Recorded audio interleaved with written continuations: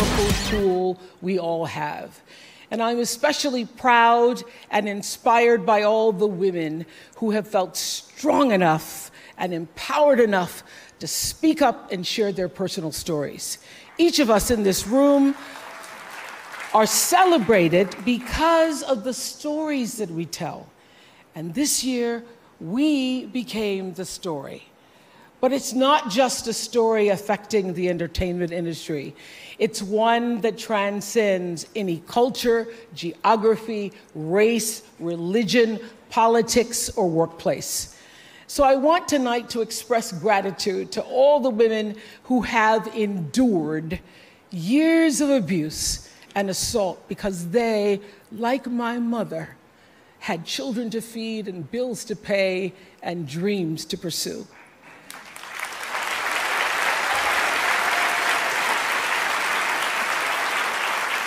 They're the women whose names we'll never know. They are domestic workers and farm workers.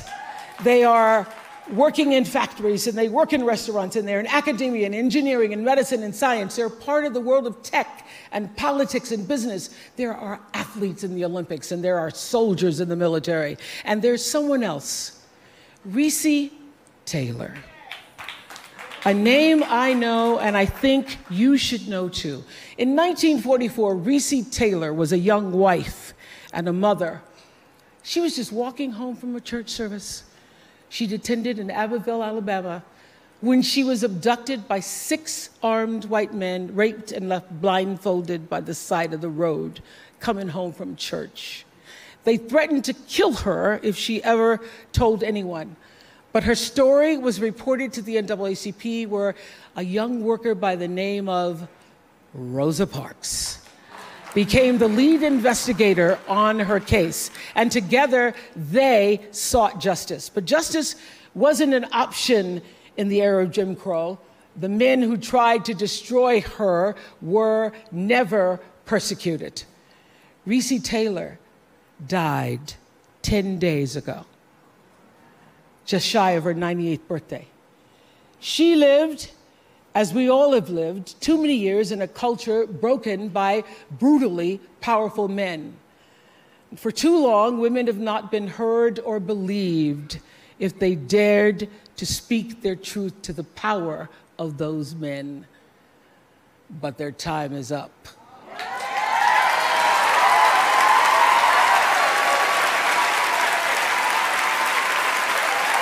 Their time is up.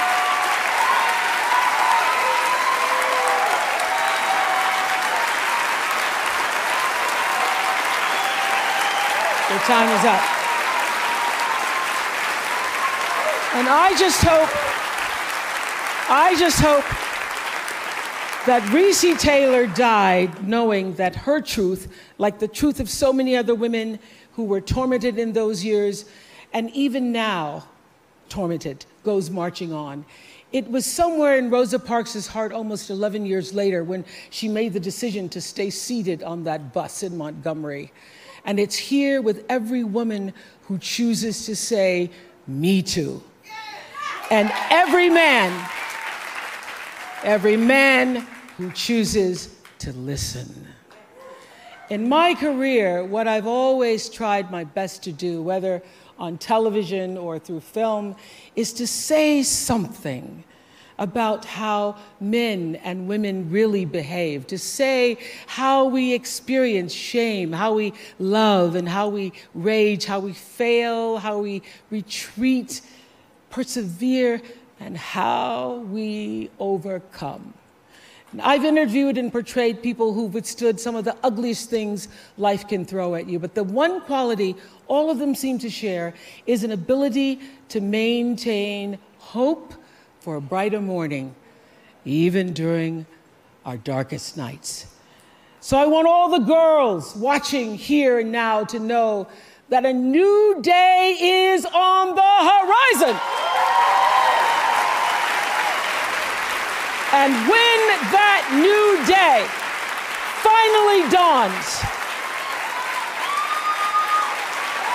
it will be because of a lot of magnificent women many of whom are right here in this room tonight, and some pretty phenomenal men fighting hard to make sure that they become the leaders who take us to the time when nobody ever has to say, "Me too," again. Thank you.